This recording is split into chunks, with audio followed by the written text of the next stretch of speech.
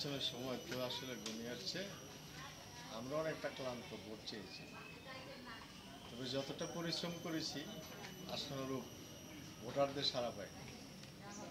ভোটাররা ভোট কেন্দ্রে আসতে খুব একটা উৎসাহিত। তবে আসার কথা, আমরা যতদূর শুনতেছি একটা সুন্দর সুষ্ঠু অবাধ নিরপেক্ষ নির্বাচন, যার জন্য অত প্রশাসন ইতিমধ্যেই মাঠ পর্যায়ে কাজ শুরু করেছে। সেই প্রত্যাশা থেকে, সেই আকাঙ্ক্ষা থেকে ভোটারদের মধ্যে কিছুটা হলেও একটা স্বস্তি ফিরে আসে। অজানা ভীতি তো একটা থাকি।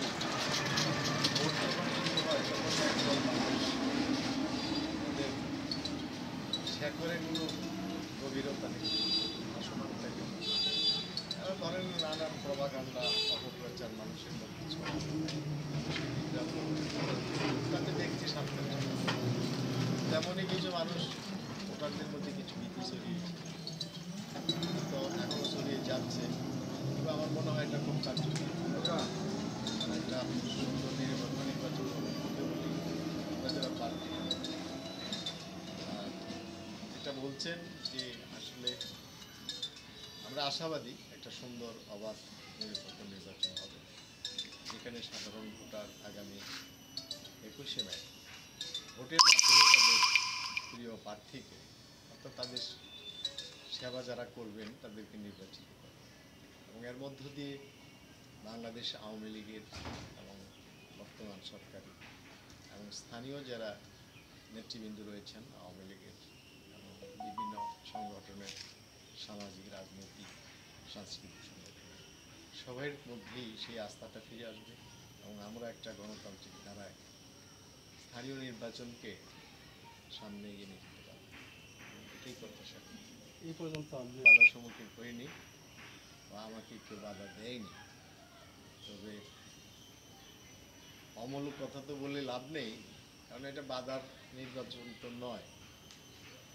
বাধা দিবে কেন? আমরা তো ভোটে দাঁড়িয়েছি, সবাই তো ভোটের জন্য দৌড়াচ্ছে, ছোটাছুটি করছে।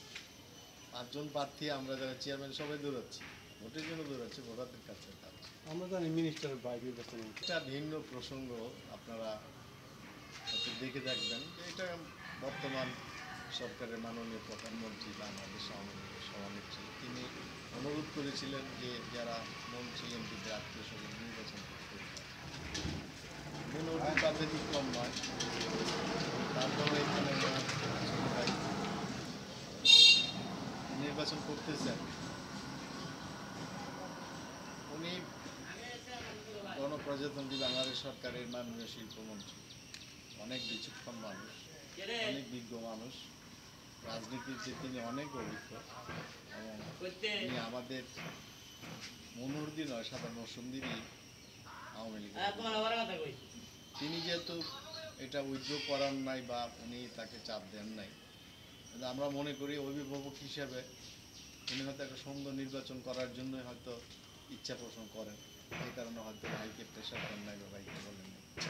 কারণ যদি সুন্দর নির্বাচনের জন্য প্রতিবন্ধকতা সৃষ্টি না হয় বা প্রতিবন্ধকতা না করা হয়, তাইলে উনি একটা দেশের নাগরিক হিসেবে নির্বাচন তো করতেই পারে। প্রশ্ন হচ্ছে নির্বাচন করা এক জিনিস, নির্বাচনকে প্রশ্নবিদ্ধ করা আরেক জিনিস।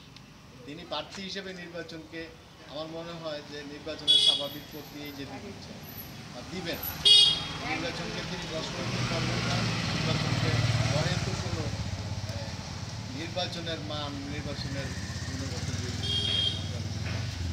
গুণগত তার যে বৈশিষ্ট্য রয়েছে এটা বিচ্যুত হবে। সুতরাং এটা নীতিগত দলীয় সিদ্ধান্ত হলো, আমি মনে করি